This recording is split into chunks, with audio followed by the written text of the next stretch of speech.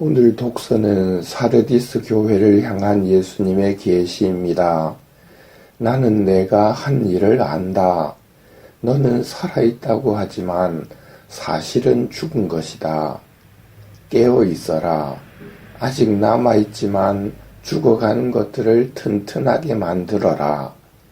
그러므로 내가 가르침을 어떻게 받아들이고 어떻게 들었는지 되새겨 그것을 지키고 또 회개하여라. 죽은 신앙을 하는 사람들이 많은 교회 안에서 살아있는 신앙을 하고 있는 기특한 이들에게는 이런 은총을 약속하십니다. 그들은 흰 옷을 입고 나와 함께 다닐 것이다. 그럴 자격이 있기 때문이다. 승리하는 사람은 이처럼 흰 옷을 입을 것이다. 그리고 나는 생명의 책에서 그의 이름을 지우지 않을 것이고 내 아버지와 그분의 천사들 앞에서 그의 이름을 안다고 증언할 것이다. 이 말은 하늘나라가 너희 것이다 라는 말씀입니다. 다음은 라오디케이아 교회를 향한 계시입니다. 나는 내가 한 일을 안다. 너는 차지도 않고 뜨겁지도 않다. 내가 차든지 뜨겁든지 하면 좋으련만 내가 이렇게 미지근하여 뜨겁지도 않고 차지도 않으니 나는 너를 입에서 뱉어버리겠다. 미지근한 신앙을 하는 이유 중에는 온실의 화초처럼 은총 속에서 보호를 받다 보면 그게 당연한 줄 알고 감사할 줄을 모릅니다. 감사할 줄 모르는 것은 죄입니다.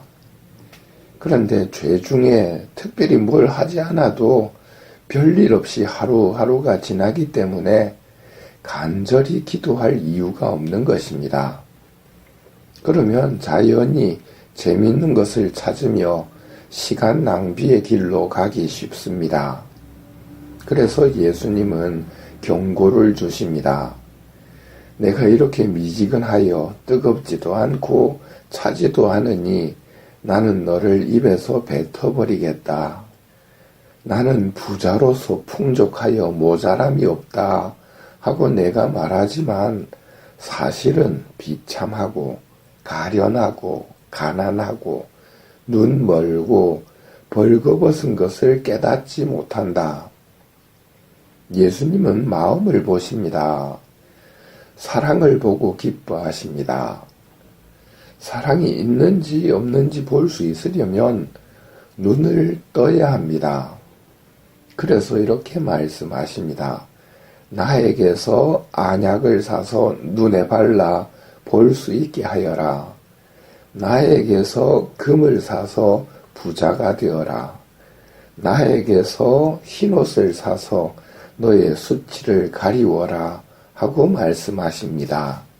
이는 미지근한 신앙을 하는 신자들을 뱉어버리기 위해서가 아니라 구원하시려는 예수님의 마음이 담긴 말씀입니다. 사람의 아들은 이른 이들을 찾아 구원하러 왔다는 말씀을 이루고 계신 것입니다. 그리고 모든 문제의 해결은 인간적인 방법이 아니라 하늘의 힘을 받아야 해결된다고 알려주시는 것입니다. 내가 사랑하는 사람들을 나는 책망도 하고 징계도 한다. 그러므로 열성을 다하고 회개하여라. 승리하는 사람은 내가 승리한 뒤에 내 아버지 어좌에 그분과 함께 앉은 것처럼 내 어좌에 나와 함께 앉게 해주겠다는 약속을 주십니다.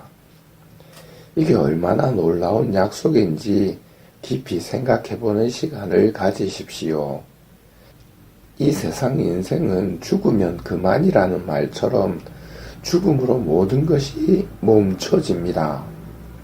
더 이상 고통도 없고 더 이상 공로도 쌓을 수 없습니다. 죽음 너머에 정말 무서운 것이 있습니다.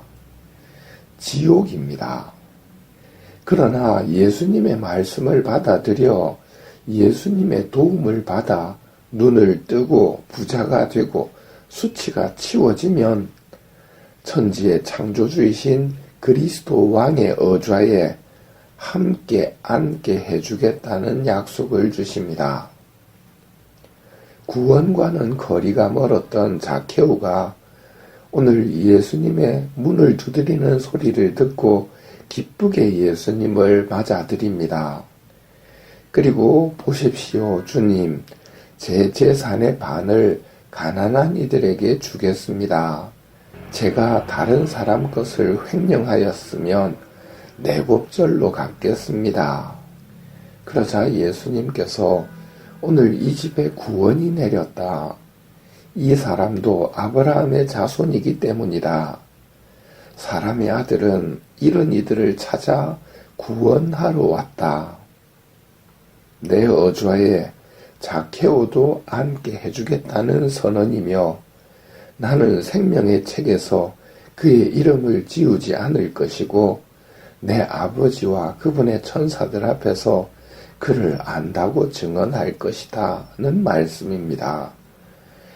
이 축복의 말씀을 간절하게 기다리며 고통 속에서 인내하고 계신 연옥 영혼들에게 우리 눈을 뜨게 해주시기를 청하며 이 미사를 연옥 영혼들을 위해 봉헌하도록 합시다.